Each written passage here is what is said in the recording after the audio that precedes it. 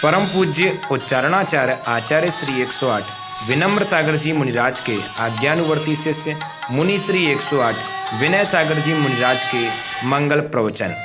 पुण्यार्जक परिवार श्रीमती सविता रानी जैन, मनीष जैन, मीता जैन, पराक्षी जैन, हेमांग जैन, सपरिवार अलवर राजस्थान।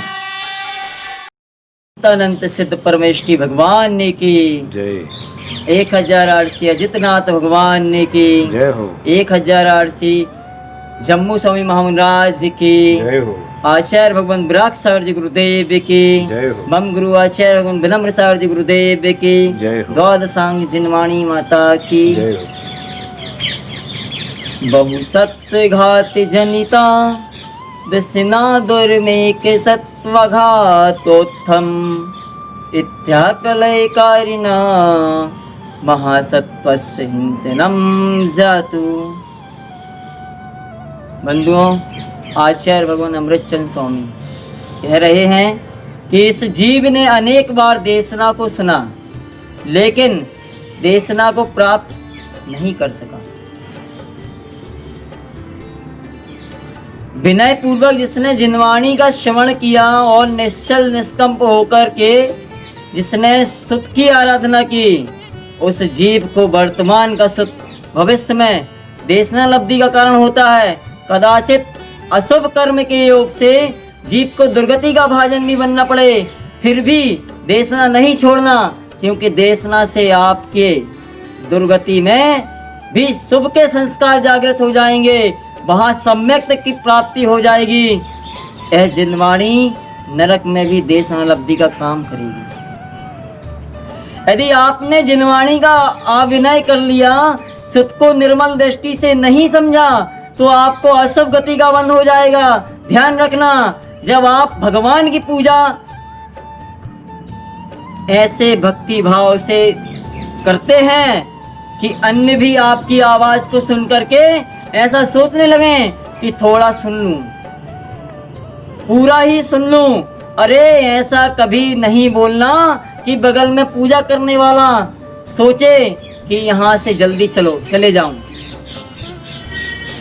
इस प्रकार तुम्हारी परिणति दूसरे के लिए सम्यक्त का हेतु भी होती है और दूसरे के लिए मिथ्यात का हेतु हो जाती है।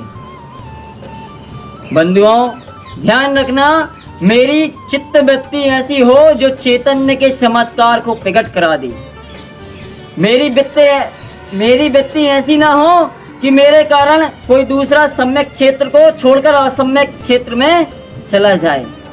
अतः प्रभु से प्रार्थना करना, हे नाथ, अरिहंत देव की वंदना करने के भाव मेरे मन में रहें, क्योंकि भोगों में जीव इतना अंधा हो जाता है कि भगवान को भूल जाता है। वह सुख तथा यश के जीवन में संभल नहीं पाता है। हे नाथ, यदि कहीं मुझे त्रियंच आयु का बंध हो गया हो, तो अब मैं त्रियंच बन के ऐसे क्षेत्र में जन्म लूं जहां पंच परमेष्ठी भगवान के जिनेंद्र की वाणी के शब्द मेरे कानों में पड़ते रहें। बंधुओं, एक व्यक्ति छिद्रान्वेषी होती है और एक व्यक्ति गुणान्वेषी होती है। जिसकी व्यक्ति गुणों की खोज की होती है, उसे सर्वत्र गुण ही गुण नजर आते हैं, और जिसकी व्यक्ति छिद्रान्वेषी होती है, उसे छिद्र ही छिद्र मालूम होते हैं।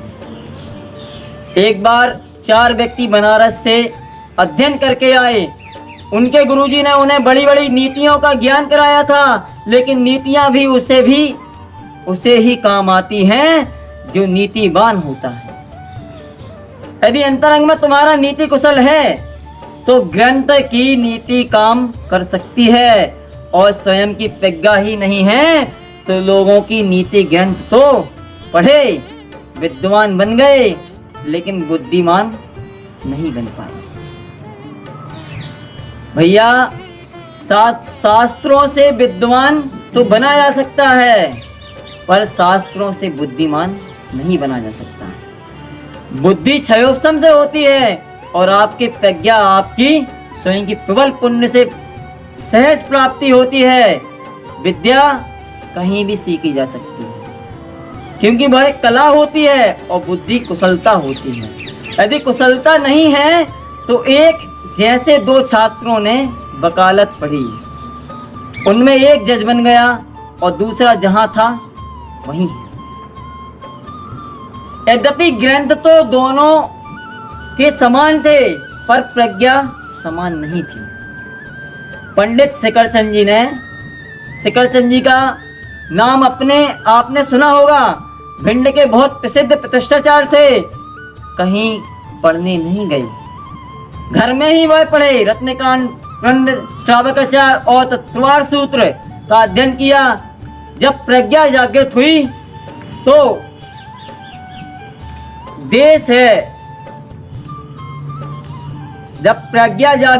देश के ख्याति प्राप्ति प्रतिष्ठाचार्य बने। आर्यिका सुपाशमती माताजी बाल विधवा हैं, 4वीं क्लास तक पढ़ी हैं, पर राजवार्तिक जैसे ग्रंथों की टीका की है। अतः प्रज्ञा कुशलता अलग है, विद्या अलग है, क्योंकि कुशलता सहज प्रकट होती है। गुरु ने शिष्यों को समझाया कि एक महाजन चले वहां चलना, दूसरा जिनमें छिद्र हो उसे छोड़ देना, तीसरा डूबते हुए को सहारा दे देना, चौथा यदि कोई तुम्हें कुछ दे तो लेकर बांट लेना। शिष्यों ने सभी बातें नोट कर ली। जैसे ही वह मार्ग में चले कि वहां कुछ महाजन लोग शमशान घाट पर जा रहे थे तो वे उन्हें भी उसी ओर चल दिए, क्योंकि विद्या थी परंतु बुद्धि नहीं थी। रास्ते में भूख सता रही थी। लोगों ने उन्हें मालपुए खाने को दे दिए। उन्होंने सोचा डायरी देख लो क्या लिखा है। लिखा था जिसमें छिद्र हो उसे छोड़ देना। सो मालपुए छिद्रों का पिंड ही होता है। उन्होंने उसको छोड़ दिया और भूखे ही रह गए। चलते चलते नदी मिली पर पार करने हेतु नौका नहीं थी। अतः नदी में जैसे ही उतरे कि एक मित्र डूबने लगा। उन्होंने कहा डायरी खोल के क्या करना है? भैया हर क्षेत्र में डायरी नहीं खोली जाती, विवेक को खोला जाता है। उसमें लिखा था डूबते हुए को सहारा दे देना। भैया डूबते हुए को ऐसा सहारा दिया कि बेचारा सर्वांग डूब गया। गए थे 4, बचे 3। अब उनके पास एक सूत्र बचा कि कोई दे तो बांट लेना, लेकिन ठीक से नहीं समझ पाए कि बांटे कैसे, क्योंकि बांटे के बहुत अर्थ होते हैं। एक बांट लेना यानी भाग कर लेना, दूसरा बांटना यानी पीस देना। उनके पास बुद्धि तो थी नहीं, आगे चलकर रोटी खाने को दी। उन्होंने डायरी खोली और उन्होंने कहा भैया पहले बांटो। बुद्धि के अभाव में विद्या कभी सफल नहीं होती। विद्याहीन बुद्धिमान सफल हो सकता है, किंतु बुद्धिहीन विद्वान कभी भी सफल नहीं हो सकता। आपके पास विद्या है पर आपको मालूम नहीं है कि हमें किस समय क्या करना है, किसके घर में शोक था, और आप जाकर श्लोक सुनाने लगे। प्रज्ञा कहती है कि कुशलता को हासिल करो। मोक्ष मार्ग तो पूरा कुशलता का ही मार्ग है। अकुशलता का उसमें स्थान है ही नहीं। अपमत अवस्था प्रमाद रहित व्यक्ति है। जहाँ प्रमाद है वहाँ कुशलता नहीं है। एक